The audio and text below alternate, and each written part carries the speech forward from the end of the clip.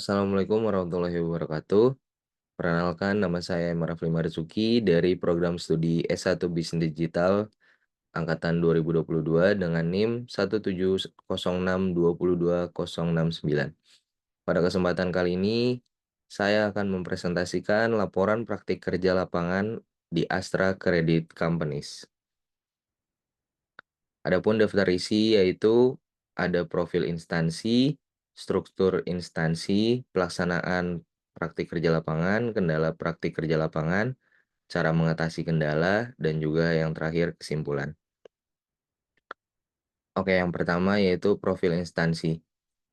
Astra Credit Companies atau dikenal dengan nama ACC merupakan perusahaan yang bergerak dalam bidang finansial, meliputi pembiayaan multiguna, sewa operasi, serta pembiayaan modal kerja. Di bawah naungan Astra Group, Astra Credit Companies tercatat secara resmi dan diawasi pula oleh Otoritas Jasa Keuangan atau OJK dan telah mendapat izin untuk mengoperasikan usahanya dari Departemen Keuangan Republik Indonesia, Direktorat Jenderal Lembaga Keuangan.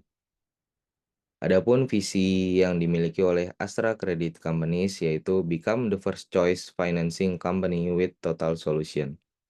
Dan adapun misi dari Astra Credit Companies yaitu to promote credit for a better living.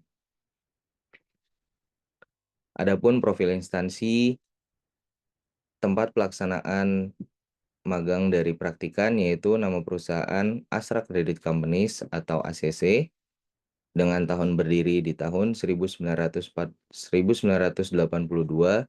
yang beralamat di Jalan TB Simatupang, Kafling 90, Kelurahan Tanjung Barat, Kecamatan Jagakarsa, Kota Jakarta Selatan, Daerah Khusus Ibu Kota Jakarta dengan kode pos 12530. Dan website yang dimiliki oleh Astra Credit Companies yaitu www.acc.co.id. ACC memulai awal kelahirannya dengan nama PT Raharja Sedaya, kemudian berubah menjadi PT Astra Sedaya Finance.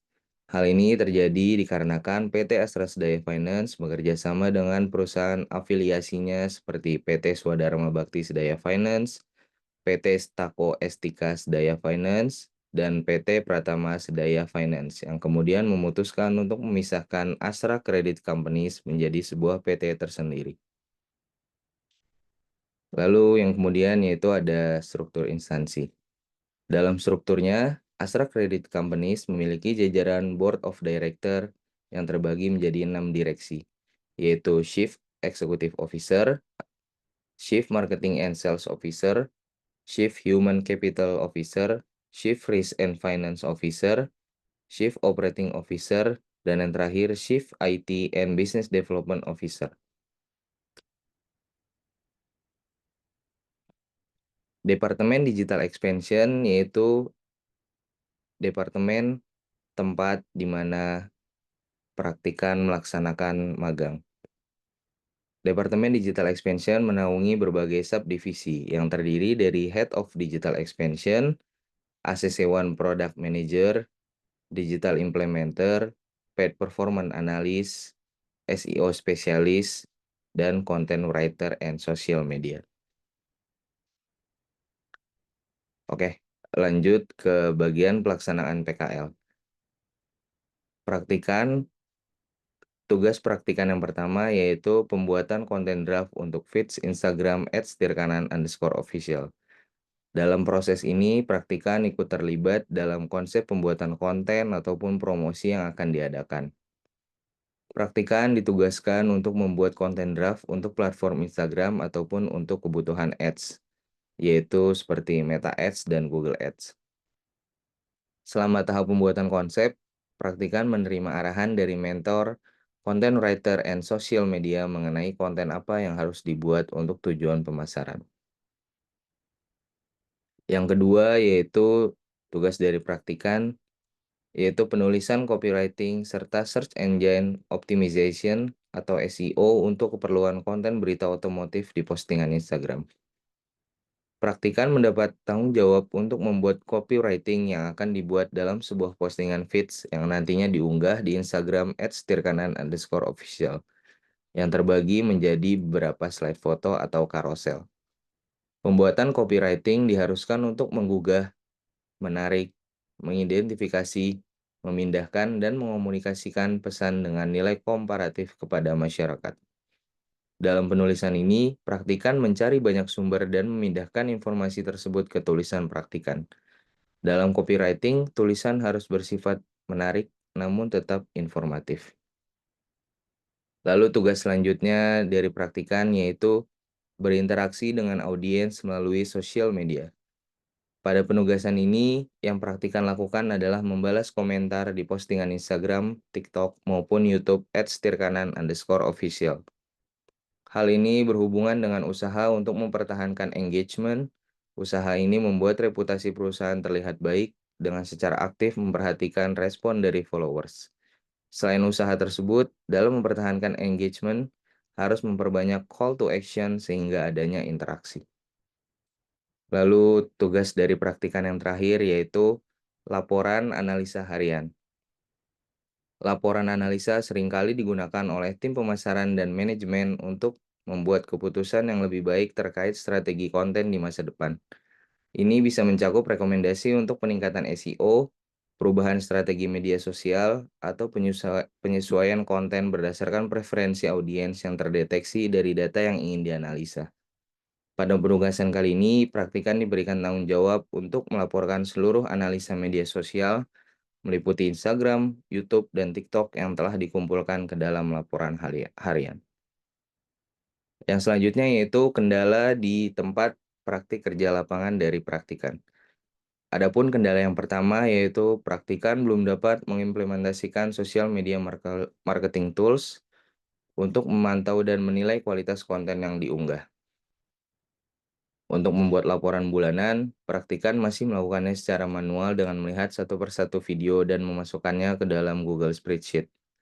Hal ini menghambat kemampuan tim untuk memastikan bahwa konten tersebut sesuai dengan standar dan strategi yang telah disiapkan. Lalu kendala yang kedua yaitu praktikan masih belum sepenuhnya memahami perbedaan tanggung jawab antara sosial media strategis, sosial media spesialis, content writer, dan SEO dalam perusahaan ini. Hal ini disebabkan oleh tugas yang seringkali berubah, tercampur, dan tidak sesuai dengan peran yang dipilih. Lalu pada bagian berikutnya yaitu ada cara mengatasi kendala. Cara mengatasi kendala yang pertama yaitu praktikan meminta bimbingan dari Kak Astrid Fahira, seorang mentor yang lebih berpengalaman dalam mengelola sosial media dan content writer. Dengan bimbingan Kak Astrid Fahira, praktikan dapat memahami konsep-konsep kompleks dan teknik yang diperlukan dalam penggunaan Meta Business Suite untuk pengelolaan sosial media yang praktis. Lalu adapun cara mengatasi kendala yang kedua yaitu cara mengatasinya. Praktikan melakukan konsultasi kepada mentor untuk memperjelas tugas pemagang. Setelah memahami perannya, pemagang lebih fokus menjadi content writer untuk copywriting. Selain itu, pemagang tetap bertanggung jawab mengenai tugas sosial media strategis seperti mencari referensi gambar atau video untuk diamati, ditiru, dan dimodifikasi, membuat kata-kata, serta membuat draft konten kepada teman magang lainnya. Dan yang terakhir yaitu kesimpulan. Praktikan melaksanakan praktik kerja lapangan di Astra Credit Companies pada Departemen Digital Expansion sebagai seorang sosial media strategis selama 5 bulan masa kerja. Pada pelaksanaannya, praktikan tidak hanya bekerja di divisi Content Writer and Social Media, tetapi juga melakukan beberapa perbantuan dalam proyek yang dilaksanakan dalam Departemen Digital Expansion. Setelah melaksanakan praktik kerja lapangan, praktikan mendapatkan pelajaran baru yang meningkatkan wawasan dan pengalaman terhadap realita dunia kerja. Dan di slide selanjutnya yaitu ada dokumentasi